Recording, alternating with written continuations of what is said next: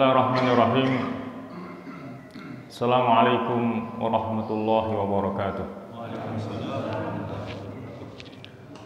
Alhamdulillahilladzi an'ama 'alaina bi ni'matil iman wal islam wassalatu wassalamu ala sayyidil anam wa ala alihi wa ashabihil kiram. Subhanaka la ilma lana illa ma 'allamtana innaka antal alimul hakim wa tub 'alaina innaka antat tawwabur rahim. Allahumma hab lana qawlan sadiqan wa 'amalan salihan wa farajan 'ajila ya arhamar rahimin. Jemaah sekalian yang dirahmati Allah, syukur alhamdulillah, marilah senantiasa kita panjatkan kehadirat Allah Subhanahu wa taala atas limpahan rahmat, taufik serta hidayahnya, juga nikmat kesehatan dan kesempatan, sehingga pada pagi hari ini kita bisa melaksanakan sholat subuh berjamaah. Kemudian kita teruskan dengan saling menasihati dalam kebenaran dan kesabaran. Harapan kita semoga niat dan langkah baik kita akan diterima oleh Allah Subhanahu wa taala. Tidak lupa semoga salawat dan salam terlimpahkan kepada Nabi kita Muhammad SAW beserta para sahabat dan para pengikutnya yang pada akhirnya insya Allah akan melimpah kepada kita selaku umatnya. Amin ya mujibas sa'ilin. Jamaah sekalian yang dirahmati Allah, tentunya masih segar dalam ingatan kita bahwa pada hari Ahad pekan yang lalu yang mengisi kajian Ahad pagi adalah Ustadz Rahmat Surya Mijaya, yang sekarang beliau telah dipanggil menghadap kepada Allah Subhanahu wa taala pada hari Rabu. Maka hendaknya ini menyadarkan buat kita bersama bahwa al-mautu babun wan nasu dakhiluh, bahwa kematian itu adalah pintu dan setiap orang pasti akan masuk ke dalam pintu kematian itu. Masalahnya adalah masalah waktu yang dirahasiakan oleh Allah Subhanahu wa taala. Ada yang mati mendadak, ada yang setelah sekian tahun baru meninggal dunia. Itu adalah urusan Allah Subhanahu wa taala. Kewajiban kita adalah mempersiapkan diri dengan sebaik-baiknya, sehingga kapanpun ajal menjemput kita, maka kita berharap sudah siap untuk menghadapinya. Untuk itu kepada Ustadz Rahmat Surya Mijaya rahimahullah, kita doakan semoga beliau mendapatkan husnul khotimah, diterima segala amal baiknya, diampuni segala dosa dan kesalahannya, ditempatkan di tempat yang layak di sisinya sesuai dengan amal perbuatannya, serta keluarga yang ditinggalkannya diberikan ketabahan dan kesabaran dalam menerima ujian dan musibah ini. Allahumma ighfir lahu warhamhu wa'afihi wa'fu anhu. Allahumma la tahrimna ajrahu wa la taqinna ba'dahu waghfir lana wa lahu. Amin amin ya mujibas sa'il. Jamaah sekalian yang dirahmati Allah, pagi ini karena kita ada di bulan Rabiul Awal, bulan kelahiran Nabi kita Muhammad sallallahu alaihi wasallam, maka kita akan mengangkat sebuah tema, yaitu cinta sejati kepada sang Nabi, yaitu Nabi kita Muhammad sallallahu alaihi wasallam. Yang kita sama-sama tahu bahwa hari liburnya diundur sehari ya, berdasarkan SKP 3 menteri. Menteri Agama, Menteri Ketenagakerjaan, dan Menteri Pendayagunaan Aparatur Negara dan Reformasi Birokrasi. yang semestinya jatuh pada hari Selasa tanggal 19 Oktober diundur sehari menjadi tanggal 20, yaitu hari Rabu. Jadi itu sudah merupakan keputusan bersama dari 3 menteri. Kita tidak akan mempermasalahkannya, meskipun ya kita akan srek memperingati sesuai dengan harinya ya. Katakanlah dengan ulang tahunnya hari ini, ya pengennya merayakannya hari ini ya, tidak besok, lusa, apalagi seminggu lagi. Tetapi ini sudah merupakan keputusan, ya sudah kita terima. Ya, maka dalam rangka untuk memperingati lahirnya Nabi kita Muhammad SAW, kita angkat tema cinta sejati untuk sang Nabi kita Muhammad SAW. Dan tema ini sesungguhnya disarikan dari sebuah buku An-Nurul Mubin fi Mahabbati Sayyidil Mursalin, karangan daripada Al-Allamah Syekh Hashim Asy'ari, ya, yang merupakan pendiri Pondok Pesantren Tebu Ireng di Jombang, Jawa Timur, sekaligus pendiri NU, Nahdlatul Ulama. Jadi beliau punya kitab yang judulnya adalah An-Nurul Mubin, cahaya yang nyata fi mahabbati Sayyidil Mursalin, dalam mencintai pemimpin para rasul, yaitu Nabi kita Muhammad SAW. Di dalam kitabnya ada 4 hal yang beliau bahas. Pertama, kewajiban untuk mengimani Rasulullah, kewajiban untuk mentaati Rasulullah, kewajiban untuk berittiba kepada Rasulullah, dan kewajiban untuk mencintai Rasulullah, serta tanda-tanda orang yang mengaku cinta kepada Rasulullah SAW. Jadi itulah 4 poin yang beliau kupas dalam kitabnya An-Nurul Mubin fi Mahabbati Sayyidil Mursalin. Baik, kita mulai dari poin yang pertama tentang wajibnya kita beriman kepada Nabi kita Muhammad SAW. Beliau katakan dalam kitabnya, wajib hukumnya bagi setiap mukallaf. Mukallaf artinya seseorang yang sudah terkena kewajiban syara. Dia harus melaksanakan perintah dan meninggalkan larangan. Setelah ia mengenal Allah Azza wa Jalla, untuk mengimani dan mengimaninya adalah beriman kepada Rasulullah SAW. Jadi pertama iman kepada Allah, berikutnya adalah iman kepada Rasulullah, serta membenarkan apa yang beliau bawa. Karena yang beliau bawa sumbernya adalah dari Allah Subhanahu wa taala. Sebagaimana yang Allah tegaskan dalam firman-Nya, "Wa ma yantiqu 'anil hawa in huwa illa wahyu yuha." Bahwa Nabi kita Muhammad tidak pernah berkata-kata keluar dari hawa nafsunya. Semua yang beliau sampaikan adalah bersumberkan wahyu dari Allah Subhanahu wa taala. Jamaah sekalian yang dirahmati Allah, beriman kepada beliau dan kepada seluruh utusan Allah adalah merupakan salah satu dari rukun iman yang 6. Sebagaimana hal ini beliau jelaskan tatkala menjawab pertanyaan malaikat Jibril dalam sebuah hadis yang panjang yang diriwayatkan oleh Bukhari dan Muslim. Kita tentunya pernah mendengar hadis ini ya. Hadis bagaimana pada suatu hari malaikat Jibril datang menemui Nabi yang waktu itu bersama para sahabat-sahabatnya, menjelma menjadi seorang manusia yang berpakaian sangat putih, berambut sangat hitam, kemudian menanyakan kepada Nabi kita Muhammad, mal iman, apakah iman itu? Mal Islam, apakah Islam itu? Wa mal ihsan, dan apakah ihsan itu? dan juga menanyakan tentang tanda-tanda hari kiamat.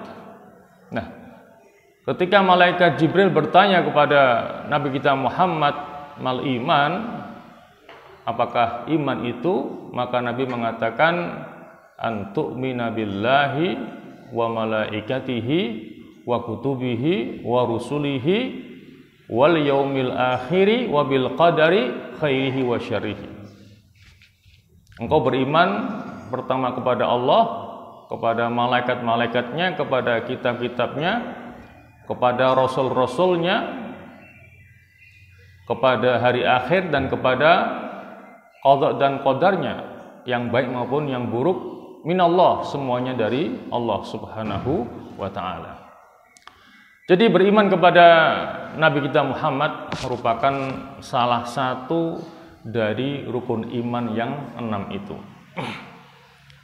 Allah Azza wa Jalla telah berfirman dalam surah Al-Fatah ayat 8 dan 9, a'udzubillahi minasyaitonirrajim, inna arsalnaka syahidan wa mubasysyiran wa nadhira.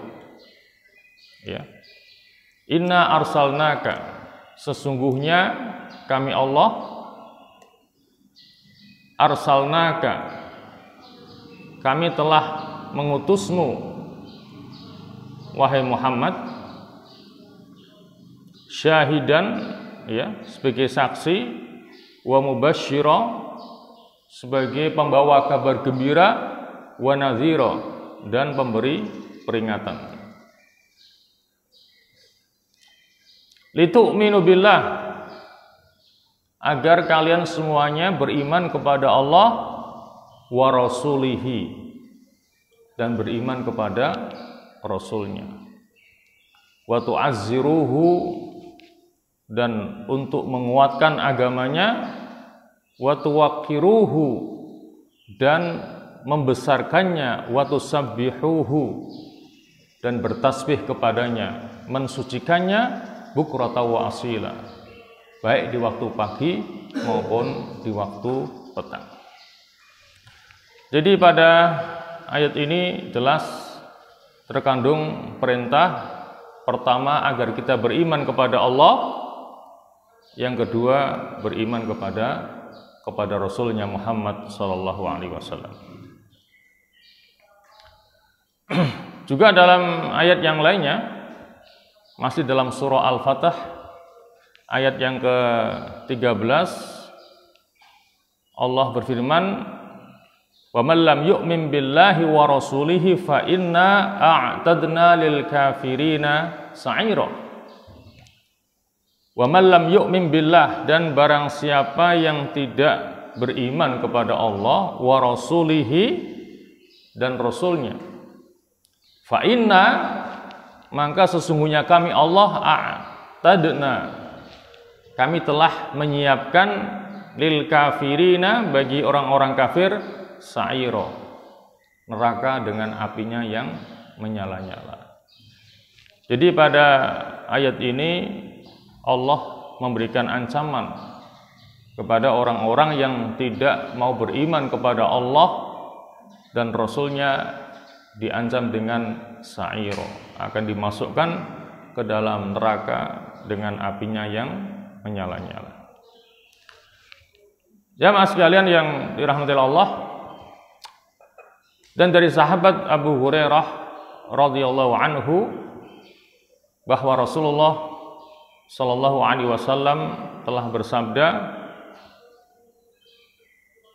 aku diperintah untuk memerangi manusia sampai mereka bersaksi bahwa tidak ada ilah atau sesembahan yang berhak untuk diibadahi kecuali hanya Allah saja.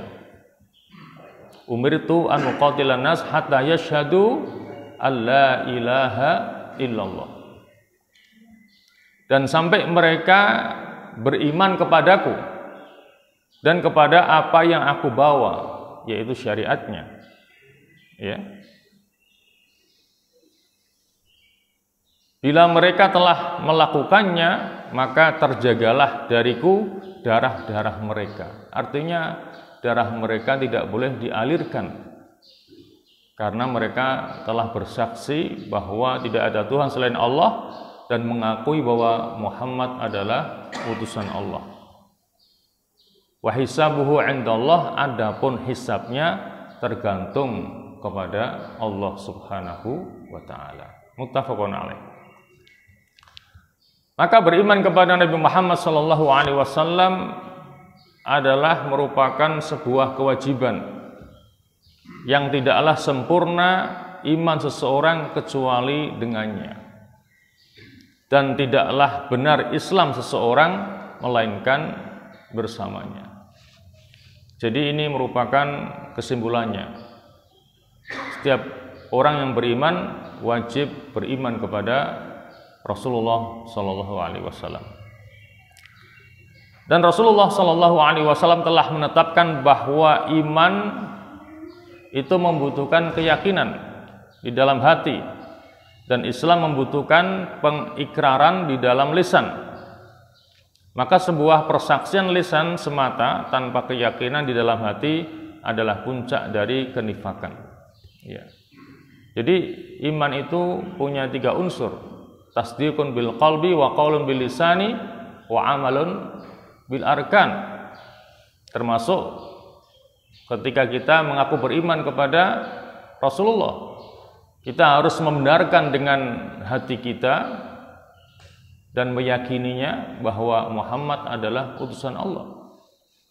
Kemudian kita ikrarkan lewat 2 kalimat syahadat dengan memberikan kesaksian wa asyhadu anna Muhammadar Rasulullah.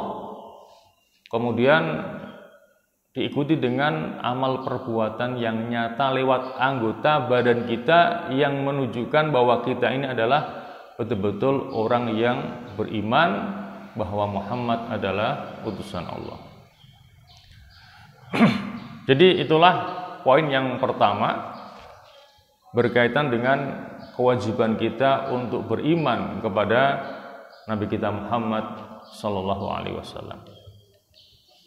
Adapun poin yang kedua, ini yang kedua, ya, wajibnya untuk kita taat kepada Nabi Muhammad sallallahu alaihi wasallam. Wajib hukumnya bagi setiap mukallaf untuk mentaati Nabi Muhammad sallallahu alaihi wasallam. Dan mentaati beliau adalah kelaziman dari keimanan kepada beliau dan kepada semua apa yang beliau bawa dari Allah Azza wa Jalla.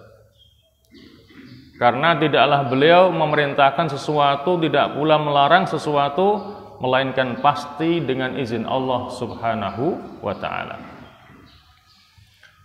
Ini sesuai dengan firman Allah dalam surah An-Nisa ayat 64. Allah menyatakan, wa ma arsalna mir rasulin illa liyuta'a biidznillah. Wa ma arsalna, dan kami tidak mengutus mir rasulin, seorang rasul pun, illa liyuta'a, kecuali untuk ditaati biidznillah, dengan izin Allah. Jadi Allah mengutus Rasulnya kepada setiap umat agar umat itu taat kepada Rasul yang telah Allah utus kepada mereka. Karena kepada setiap umat Allah telah mengutus utusannya. Walaqad ba'atsna fi kulli ummatin rasulan an i'budullaha wajtanibut taghut. Kata Allah, dan sungguh kami telah mengutus kepada setiap umat rasulan, seorang rasul, di mana setiap rasul yang Allah utus itu akan memerintahkan kepada kaumnya, u'budullaha wajtanibut taghut. U'budullaha, sembahlah Allah, wajtanibut taghut, dan jauhilah taghut. Makna taghut adalah ma'ubida min dunillah. Jadi apa saja yang disembah selain Allah, apa saja yang diagung-agungkan selain Allah itu masuk dalam kategori tauhid. Jadi tidak hanya berupa berhala. Ketika harta benda itu didewa-dewakan, dibesar-besarkan selain Allah, itu tauhid. Ketika seseorang mendewa-dewakan pangkat dan jabatannya, itu juga tauhid. Jadi tauhid itu maknanya luas, ma'ubida min dunillah. Apa saja yang disembah, yang diagung-agungkan, yang dibesar-besarkan selain Allah, itu masuk dalam kategori tauhid fajtanibuh, yang harus kita jauhi. Jadi setiap rasul yang diutus kepada umat pasti akan mengatakan u'budullaha wajtanibut tauhid, karena itulah misi dakwahnya. Sembahlah Allah dan jauhilah tauhid, apa saja yang disembah selain Allah Subhanahu wa taala. Kemudian dalam surah An-Nur ayat 54 Allah berfirman, Qul ati'ullah. Qul, katakanlah, ati'ullah, taatilah Allah, wa ati'ur rasul, dan taatilah Rasul. Fa in tawallau, jika kalian berpaling, fa innama alaihi ma hummila, maka sesungguhnya kewajiban atasnya adalah apa yang telah dibebankan kepadanya. Wa alaikum ma humiltum, dan kewajiban atas kalian adalah apa yang telah dibebankan atas kalian. Wa in tuti'uhu, dan jika kalian taat kepadanya, tahtadu, maka kalian akan mendapatkan hidayah atau petunjuk. Wa ma 'alar rasuli illal balaghul mubin, dan tidak ada kewajiban atas Rasul illal balaghul mubin, kecuali hanyalah menyampaikan yang sejelas-jelasnya.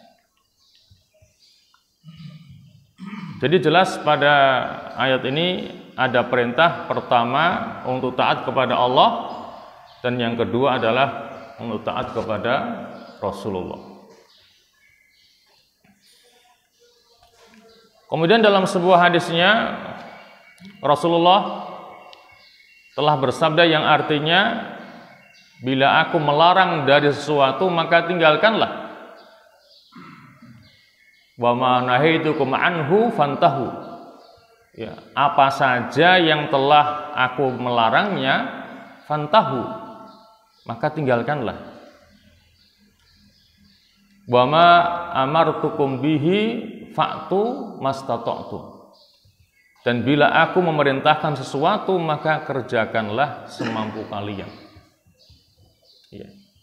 Jadi ini adalah bentuk ketaatan kita kepada Rasulullah. Apa yang Rasulullah larang untuk kita tinggalkan, dan apa yang beliau perintahkan, maka kewajiban kita untuk mengamalkannya mastata'tum, sesuai dengan kemampuan kita masing-masing. Kemudian dalam hadisnya yang lain, beliau juga bersabda yang artinya, setiap umatku akan masuk ke dalam surga illa man aba, kecuali orang yang enggan. Maka para sahabat bertanya, siapakah gerangan mereka yang enggan masuk surga itu? Maka Nabi mengatakan, siapa saja yang taat kepadaku, berarti dia akan masuk surga. Meskipun mungkin tidak langsung masuk ke dalam surga. Kalau dia punya banyak salah dan dosa, tentunya harus melalui proses pembersihan diri di dalam neraka. Tetapi tidak akan selama-lamanya, toh pada akhirnya akan dikeluarkan dan dimasukkan ke dalam surga. Dan siapa saja yang bermaksiat kepadaku, dialah orang yang enggan masuk ke dalam surga.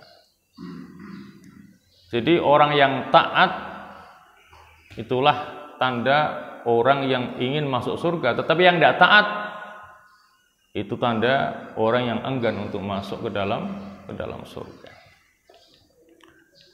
Ya mas sekalian yang dirahmati oleh Allah. Kemudian poin yang ketiga adalah wajibnya untuk berittiba kepada Nabi Muhammad SAW. Ittiba artinya mengikuti. Ya, kewajiban kita untuk mengikuti Rasulullah SAW.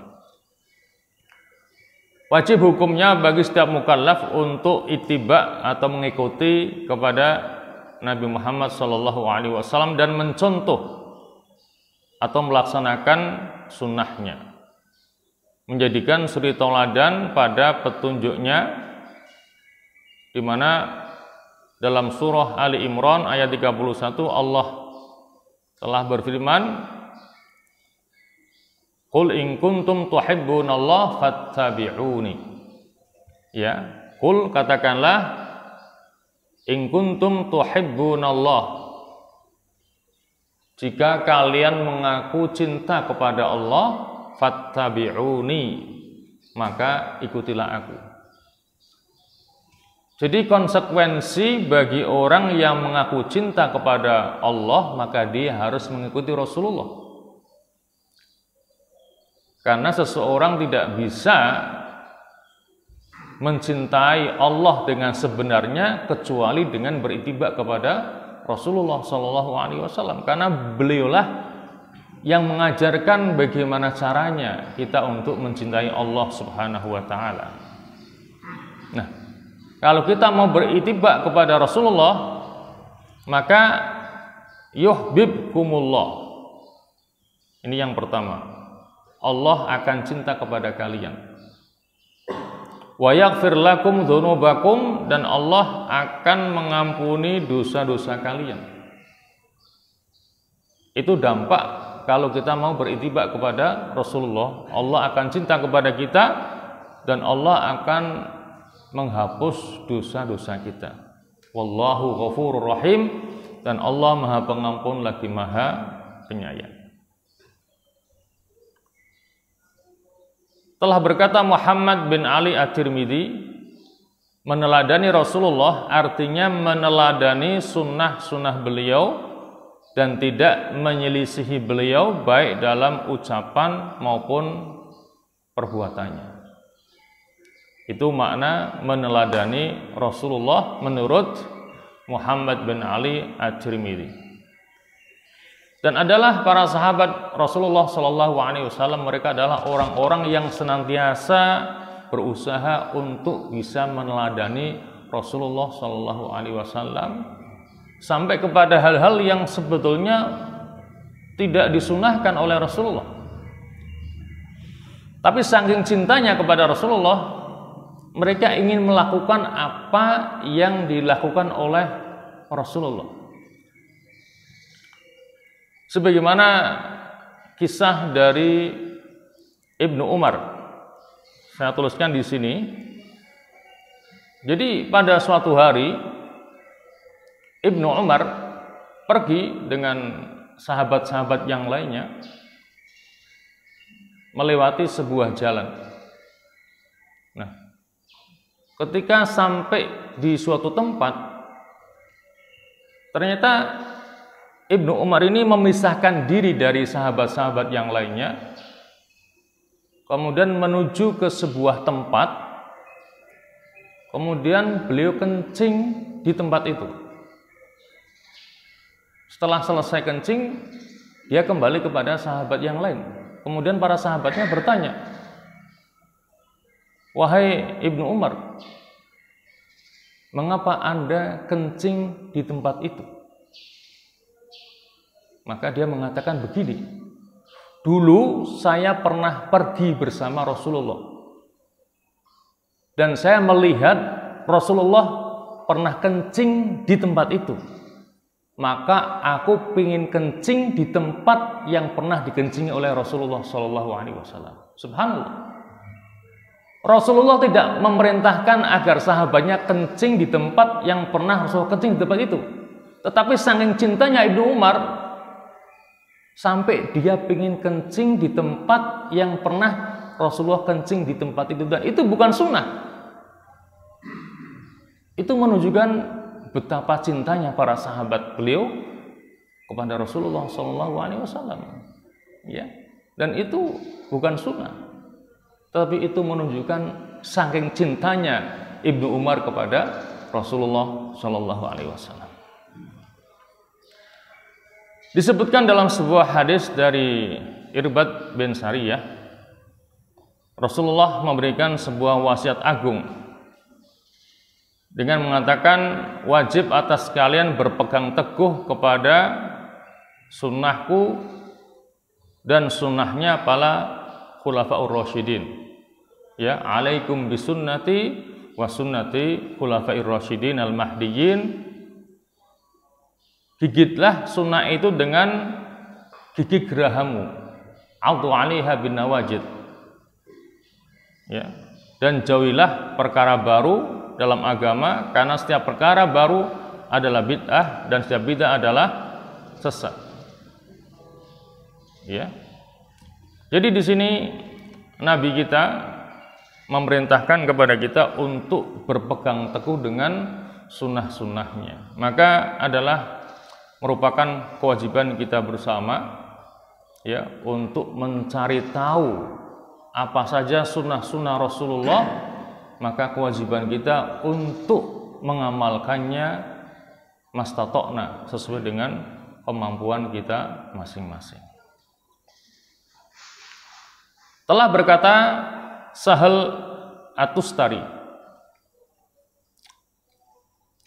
Sahal At-Tustari ini dikatakan nama lengkapnya adalah Abu Muhammad Sahal bin Abdullah At-Tustari. Beliau adalah salah seorang tokoh sufi yang lahir di daerah Tustar, Persia. Maka di belakang namanya ada Tustari, ya, karena beliau lahir di daerah Tustar, Persia. Lahir pada tahun 815 dan meninggal pada tahun 896 Masehi. Ada yang mengatakan bahwa Sahal At-Tustari ini sudah mulai berzikir itu sejak usia 3 tahun, dan sudah terbiasa melakukan puasa sunnah sejak usia 5 tahun, dan hafal Quran usia 6 tahun, dan usia 12 tahun sudah memberikan fatwa. Itu biografi daripada Sahal At-Tustari. Nah, beliau mengatakan bahwa landasan pokok madhab kami ada 3, kata Sahal At-Tustari. Landasan pokok madhab kami ada 3. Yang pertama, mencontoh Nabi di dalam akhlak dan perbuatannya. Itu yang pertama. Kemudian yang kedua, memakan dari yang halal. Ini yang kedua. Kemudian yang ketiga, mengikhlaskan niat di semua amalan. Jadi itulah 3 landasan pokok madhab yang dibangun oleh Sahal At-Tustari. Pertama, mencontoh Nabi di dalam akhlak dan perbuatannya, hanya memakan makanan yang halal saja, kemudian mengikhlaskan niat di seluruh amal perbuatannya. Ya, mas sekalian yang dirahmati Allah, kewajiban yang berikutnya, ini yang keempat, adalah wajibnya kita untuk mencintai Rasulullah SAW. Ya. Wajib hukumnya bagi setiap mukallaf untuk mencintai Nabi SAW. Hal ini telah diingatkan oleh Allah SWT dalam surah At-Taubah ayat 24. Allah menyatakan, "Qul," katakanlah, "in kana aba'ukum," jika bapak-bapak kamu, wa abna'ukum, dan anak-anak kamu, wa ikhwanukum, dan saudara-saudara kamu, wa azwajukum, dan istri-istri kamu, wa ashiratukum, dan keluargamu, wa amwalun iktaraftumuha, dan harta yang kalian mengusahakannya, wa tijaratun takhshawna kasadaha, dan perniagaan yang kalian takut kerugiannya, wa masakinu tardawnaha, dan rumah-rumah yang kalian menyukainya. Kok ahabbu ilaikum, lebih kalian cintai, minallahi, dari Allah, wa rasulihi, dan rasulnya, wa jihadin fi sabilihi, dan jihad di jalannya, fatarabbasu, maka tunggulah, hatta ya'tiyallahu bi amrih, sampai Allah mendatangkan keputusannya, yaitu azabnya. Wallahu la yahdil qaumal fasikin, dan Allah tidak memberikan petunjuk kepada orang-orang yang fasik. Maka ayat ini mengingatkan kepada kita bersama bahwa kecintaan kita pertama kepada Allah, yang kedua kepada Rasulnya, dan yang ketiga jihad di jalannya, itu harus mengalahkan kecintaan kita kepada bapak-bapak kita, anak-anak kita, saudara-saudara kita, istri-istri kita, keluarga kita, harta kita, perdagangan kita, dan rumah-rumah yang kita cintai. Kalau kecintaan kepada tiganya dikalahkan dengan ini semuanya, kata Allah, fatarabbasu, maka tunggulah azab Allah. Jadi termasuk ancaman yang keras. Fatarabbasu hatta ya'tiyallahu bi amrih, maka tunggulah sampai Allah mendatangkan putusannya, yaitu adabnya. Wallahu la yahdil qaumal fasikin, dan Allah tidak memberikan petunjuknya kepada orang-orang yang fasik. Jadi ini merupakan salah satu ayat yang merupakan dasar kewajiban kita untuk mencintai Rasulullah Shallallahu Alaihi Wasallam. Maka cukuplah dengan ancaman yang keras ini sebagai dorongan, peringatan, petunjuk, dan hujjah atas wajibnya mencintai Rasulullah Shallallahu Alaihi Wasallam. Dalam sebuah hadisnya, Rasulullah telah bersabda, tidaklah beriman salah seorang di antara kalian sehingga aku lebih ia cintai min waladihi, dari anaknya, wa walidihi, dan orang tuanya, wan nasi ajmain, dan seluruh manusia. Ya. Artinya iman kita tidak dianggap sempurna sampai kecintaan kita kepada beliau melebihi cinta kita kepada anak kita, kepada orang tua kita, dan seluruh umat manusia. Dan dari sahabat Umar ibn Khattab radhiyallahu anhu, dia berkata kepada Nabi Muhammad sallallahu alaihi wasallam, sungguh engkau lebih saya cintai dari segala sesuatu selain dari diri saya. Artinya Umar lebih mencintai dirinya ketimbang cintanya kepada Rasulullah. Lalu Nabi mengatakan, tidaklah beriman seseorang sehingga aku lebih ia cintai meskipun daripada dirinya sendiri. Lalu Umar mengatakan, dan demi zat yang telah menurunkan kepada engkau Alkitab, sungguh sekarang engkau lebih saya cintai ketimbang dari diriku sendiri. Setelah Umar merubah pernyataannya, maka Nabi mengatakan, al-ana ya Umar, sekarang baru benar wahai Umar. Jadi awalnya Umar lebih mencintai dirinya ketimbang Rasulullah. Ketika Nabi mengatakan, kalau begitu belum sempurna iman wahai Umar, maka Umar merubah pernyataannya, engkaulah wahai Rasulullah yang lebih aku cintai melebihi kecintaanku terhadap diriku sendiri. Lalu Nabi mengatakan, al-ana ya Umar, sekarang baru sempurna iman wahai Umar, karena engkau lebih mencintai aku ketimbang kepada dirimu sendiri. Nah, berikut akan diberikan kabar gembira bagi orang-orang yang mencintai Rasulullah Shallallahu Alaihi Wasallam. Diriwayatkan dari sahabat Anas bin Malik radhiyallahu anhu bahwa ada seorang laki-laki yang datang kepada Rasulullah. Kemudian dia bertanya, "Wahai Rasulullah, kapankah tegaknya hari kiamat?" Jadi intinya orang itu ingin tahu kapan akan datangnya hari kiamat. Maka Nabi menjawab, "Apa yang telah engkau persiapkan untuk bertemu dengan hari kiamat?" Kalau kamu bertanya kapan kiamat datang, kira-kira apa yang sudah kamu persiapkan untuk menyambut datangnya hari kiamat itu? Maka orang tadi mengatakan, sebenarnya saya tidak banyak memiliki persiapan dari banyaknya mengerjakan sholat atau puasa, tidak pula bersedekah.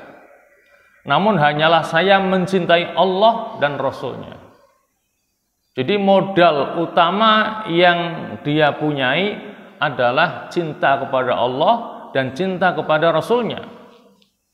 Meskipun dia merasa sholatnya belum banyak, puasanya belum banyak, sedekahnya belum banyak, tetapi dia punya rasa cinta kepada Allah dan Rasul-Nya. Maka atas jawaban itu Nabi mengatakan, engkau kelak akan bersama orang yang engkau cintai. Yuhsyarul mar'u ma'a man ahabba. Ya, orang itu kelak akan digiring bersama orang yang dicintainya. Dan laki-laki yang menceritakan hadis ini ada yang mengatakan bahwa dia adalah Umar. Ada juga yang mengatakan dia adalah Abu Musa al-Asy'ari. Ada juga yang mengatakan dia adalah Abu Dzar, ada juga yang mengatakan yang lainnya. Jadi banyak riwayat siapakah orang itu. Di sini ada mengatakan Umar, Abu Musa, Abu Dzar dan yang lainnya. Jadi intinya untuk menyambut datangnya hari kiamat yang belum pasti kapan datangnya, modal yang dia miliki adalah rasa cinta yang maksimal kepada Allah dan Rasul-Nya, meskipun dia merasa belum banyak sholatnya, puasanya, atau sedekahnya.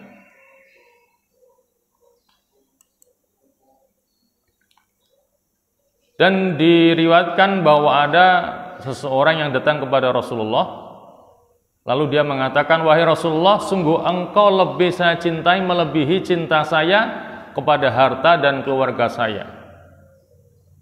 Dan tidaklah tatkala saya menyebut diri engkau, saya akan bersabar hingga bertemu denganmu.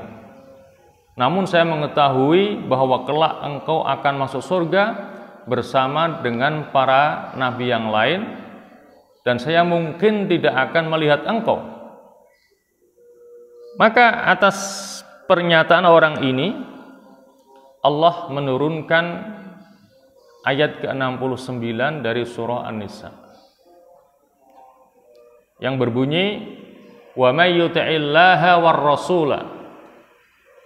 Ya, barang siapa yang taat kepada Allah dan Rasul-Nya, faulaika, maka mereka-mereka itu ma'alladzina an'amallahu alaihim, akan bersama orang-orang yang Allah berikan nikmat atas mereka, minan nabiyyin, dari golongan para nabi, wasiddiqin, dan orang-orang siddiq, wasyuhada, dan orang-orang yang mati syahid, wassalihin, dan orang-orang yang soleh, wa hasuna ulaika rafiqa, dan mereka adalah sebaik-baik teman. Jadi orang itu ada kekhawatiran nanti tidak bisa bersama dengan Nabi, karena Nabi nanti akan bersama dengan Nabi yang lain. Tetapi di sini Allah menjelaskan tidak.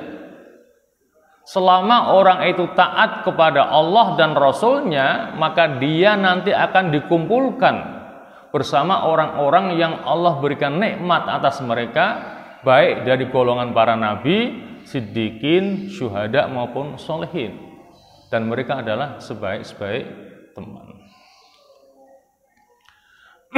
Jamaah sekalian yang dirahmati Allah, dan ini adalah poin yang terakhir, yang kelima dari kitab beliau An-Nurul Mubin fi Mahabbati Sayyidil Mursalin, berkaitan dengan tanda-tanda cinta kepada Rasulullah Shallallahu Alaihi Wasallam. Seseorang yang menyatakan cinta kepada Nabi akan memiliki beberapa tanda.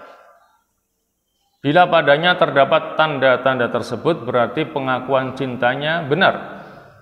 Tetapi bila tidak, maka berarti cintanya palsu, hanya sekedar pengakuan belaka.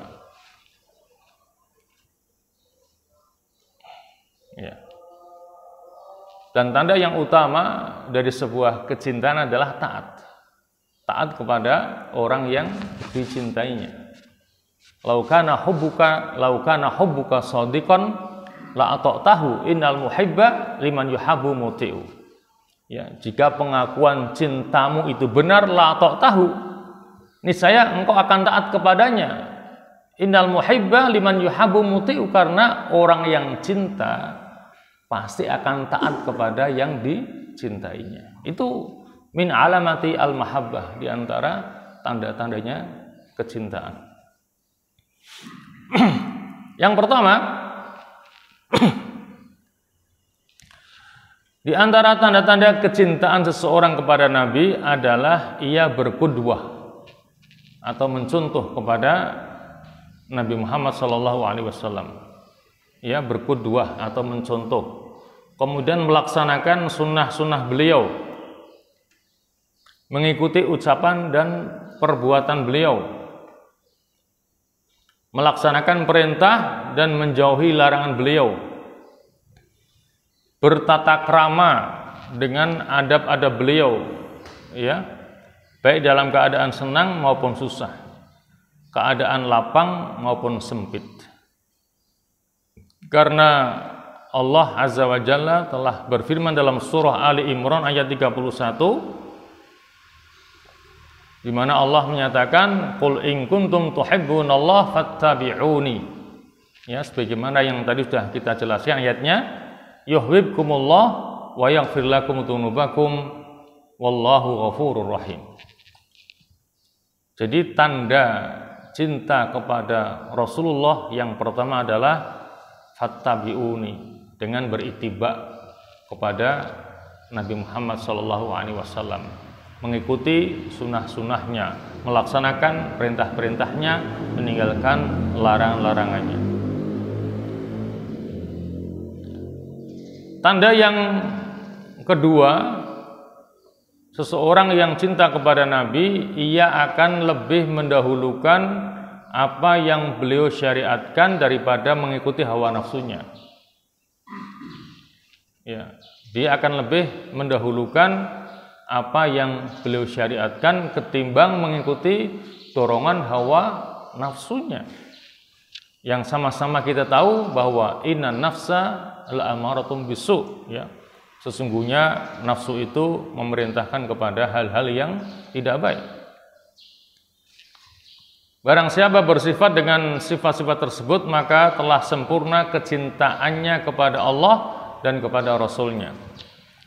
Barang siapa yang menyelisihi sebagian perkara tersebut, maka berarti berkurang rasa cintanya kepada Allah dan Rasul-Nya, meski belum keluar dari hakikat cinta itu sendiri. Dalilnya adalah sabda Nabi Muhammad SAW kepada seseorang yang dijatuhkan kepadanya hukuman karena minum khamr. Maka ada sebagian para sahabat yang melaknat dirinya, seraya beralasan seringkali orang ini didatangkan untuk dihukum gara-gara ia minum khamr. Namun Rasulullah mengatakan, jangan kalian laknat ia, karena ia adalah seorang yang cinta kepada Allah dan Rasul-Nya. Kemudian tanda yang ketiga adalah sering menyebut nama orang yang ia cintai. Ya. Dalam hal ini Nabi bersabda, barang siapa mencintai sesuatu maka ia akan sering menyebutnya. Demikian juga ia akan rindu untuk bertemu dengannya. Karena setiap yang mencintai sesuatu pasti ia merindukan untuk bertemu dengan yang ia cintai.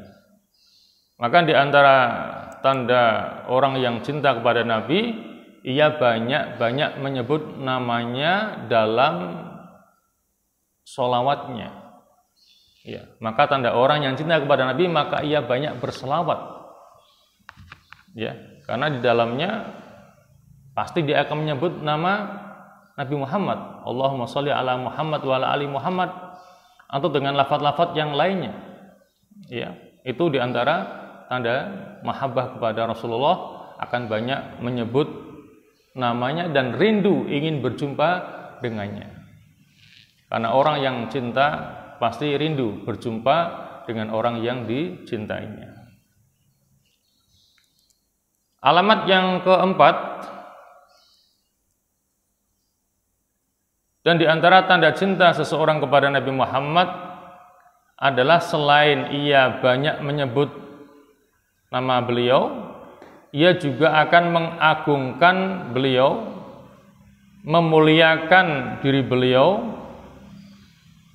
Yang tentunya di sini mengagungkan di sini tidak sampai ke tingkat hulu, ya, tingkat yang berlebih-lebihan, tidak.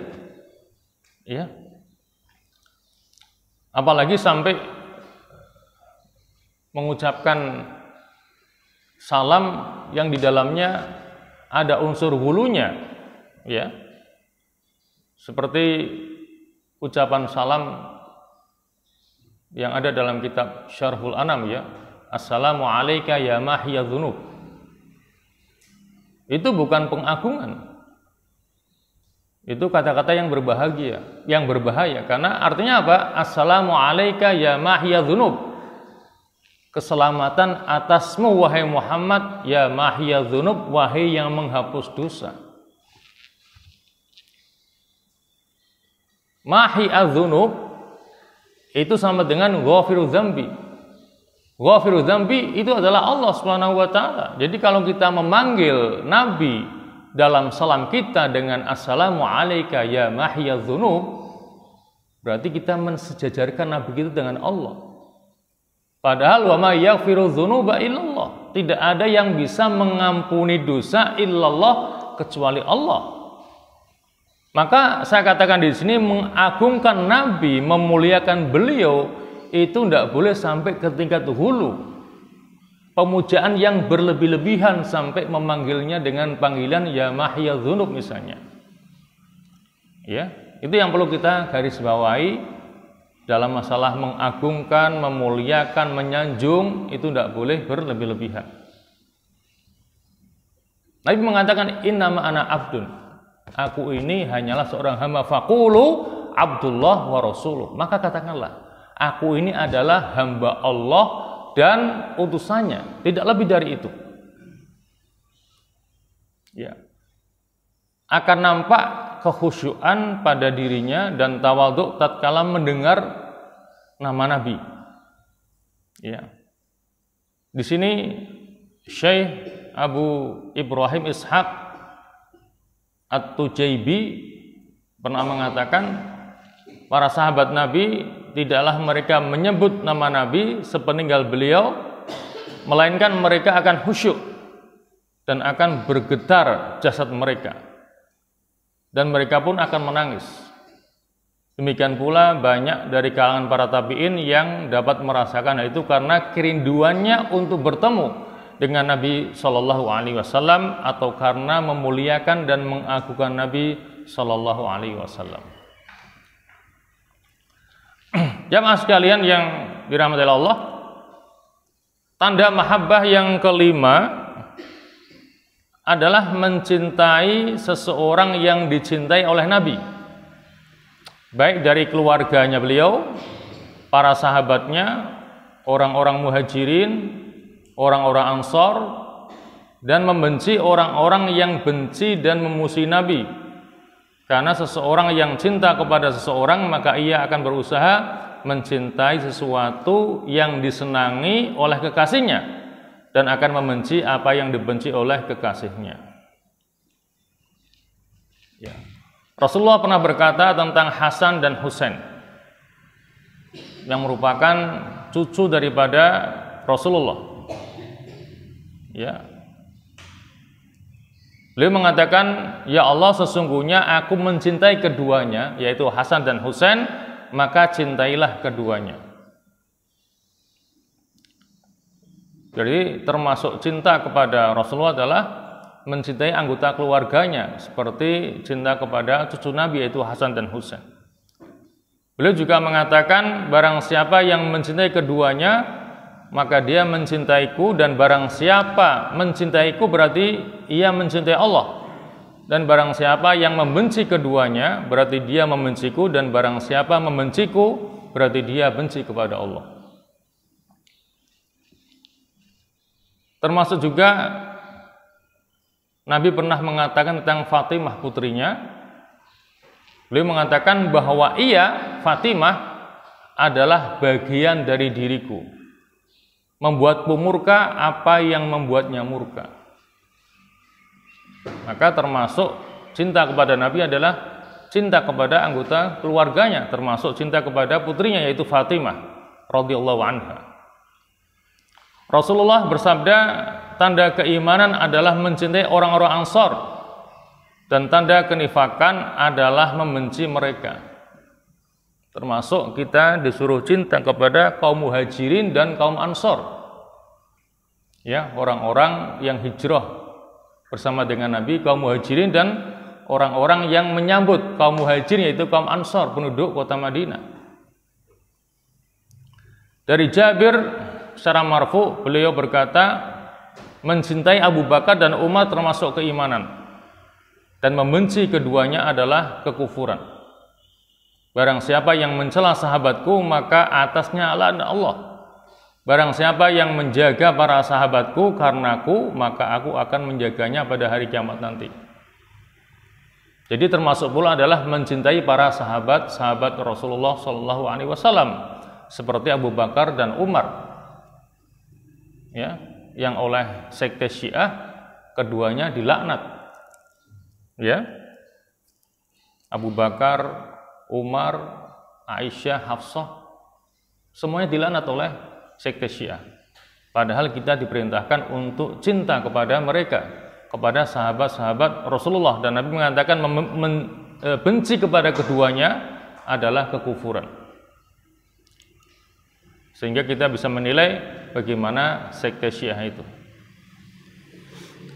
Yang keenam, di antara tanda cinta kepada Nabi adalah membenci orang yang benci kepada Allah dan Rasul-Nya, dan memusuhi orang yang memusuhi Nabi, dan menjauhi orang yang menyelisihi sunnah-sunnah Nabi. Dalam hal ini Allah berfirman dalam surah Al-Mujadilah, ya, ayat 22, la tajidu qauman yu'minuna billahi wal yaumil akhir. Tidaklah engkau temukan kaum yang beriman kepada Allah dan hari akhir, yuwaduna man hadallaha wa rasulahu. Mereka berkasih sayang kepada orang yang memusuhi Allah dan Rasulnya, walau kanu abahum, meskipun mereka adalah bapak-bapak mereka, au abnahum, atau anak-anak mereka, au ikhwanahum, atau saudara-saudara mereka, au ashiratahum, atau keluarga mereka. Ulaika kadzaba fi qulubihimul iman wa ayyadahum biruhim min, ya, wa yudkhiluhum jannatin tajri min tahtihal anhar khalidina fiha radhiyallahu anhu wa radu an ulaika hizbullah ala inna hizballah humul muflihun. Ya, jadi kita harus, ya, benci kepada orang yang benci kepada Allah dan Rasul-Nya, memusuhi orang-orang yang memusuhi Nabi dan yang memusuhi Allah dan Rasul-Nya. Kemudian yang ketujuh adalah mencintai Al-Quran, yang ia adalah sebagai petunjuk bagi manusia, mempraktekkan dan berakhlak dengan akhlak Al-Quran. Sampai Aisyah mengatakan bahwa akhlak Nabi adalah Al-Quran, ya. Kana khuluquhul Quran, ya. Ketika Aisyah ditanya bagaimanakah akhlak Nabi, maka Aisyah mengatakan kana khuluquhul Quran. Jadi akhlak Nabi adalah Al-Quran. Nabi adalah Al-Quran yang berjalan. Ya, jadi apa yang ada dalam Al-Quran itulah yang dipraktekkan oleh Nabi Muhammad SAW.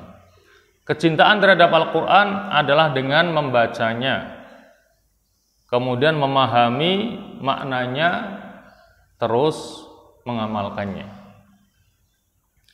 Jamaah sekalian, kemudian ini yang terakhir, yang ke-8, dan di antara tanda cinta kepada Nabi adalah merasa belas kasihan terhadap umatnya, menasihati mereka, dan berusaha untuk memberikan kebaikan kepada mereka, ya, kepada mereka seluruhnya, dan menghilangkan kemadharatan atas mereka. Sebagaimana Rasulullah adalah orang yang sangat berkasih sayang dan belas kasihan terhadap umatnya. Sebagaimana firman-Nya dalam surah At-Taubah ayat 128. Laqad ja'akum rasulun min anfusikum azizun 'alaihi ma 'anittum harisun 'alaikum bil mu'minina raufur rahim. Ya, sungguh telah datang kepadamu seorang rasul dari kaummu sendiri. Berat terasa olehnya penderitaanmu, sangat menginginkan keimanan dan keselamatan bagimu, amat belas kasihan lagi penyayang terhadap orang-orang yang beriman. Jamaah sekalian yang dirahmati Allah, jadi itulah kurang lebih intisari, ya, dari kitab karangan Hasyim Asy'ari yang merupakan tokoh pendiri NU, yang berbicara tentang bagaimana kita bermahabbah kepada Rasulullah SAW. Yang pertama diawali dengan beriman kepadanya, kemudian taat kepadanya, berittiba kepadanya, kemudian mencintainya, dengan disertai contoh-contoh kurang lebih ada 8 sebagai bukti kecintaan kita kepada Rasulullah SAW. Kita mohon kepada Allah semoga kita bisa mengamalkannya, dan semoga kita termasuk orang yang cinta kepada Rasulullah SAW, sehingga nanti kita akan dibarengkan dengan Nabi kita Muhammad SAW, sesuai dengan sabda Nabi, yuhsyarul mar'u ma'aman ahabba, bahwa orang itu kelak akan dikumpulkan bersama dengan orang yang dicintainya. Barangkali itulah yang bisa kita kaji, semoga ada manfaatnya, dan marilah kita akhiri taklim kita dengan doa. Bismillahirrahmanirrahim. Alhamdulillahirabbil alamin. Hamdan yuwafi ni'amahu wa yukafi mazidah. Ya Rabbana lakal hamdu kama yanbaghi li jalali wajhikal karim wa 'azimi sultanik. Allahumma shalli wa sallim ala Muhammad wa ala ali Muhammad.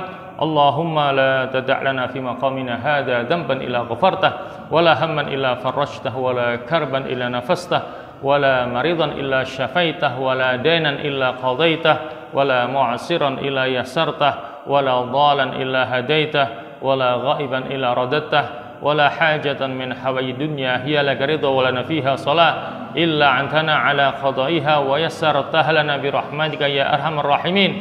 Allahumma ja'al ijtima'ana hadha ijtima'an marhuma waj'al tafarruqana ba'dahu tafarruqan ma'suma wa la taj'al fina wa la ma'ana syaqiyan wa la mahruma. Allahumma la tufarriq hadzal jam'al mubarak fi hadzal makanil mubarak illa bi dhanbin maghfur wa 'aibin mastur wa 'amalin mutaqabbalin mabrur. Ya Aziz, Ya Ghafur, Ya Rabbal Alamin. Allahumma hadha ad-du'a wa minkal ijabah, Ya sami'ad du'a, Ya dzal mani wal ata'. Wa sallallahu ala Muhammadin wa alihi wa sahbihi wa sallam. Alhamdulillahi rabbil alamin. Assalamualaikum warahmatullahi wabarakatuh.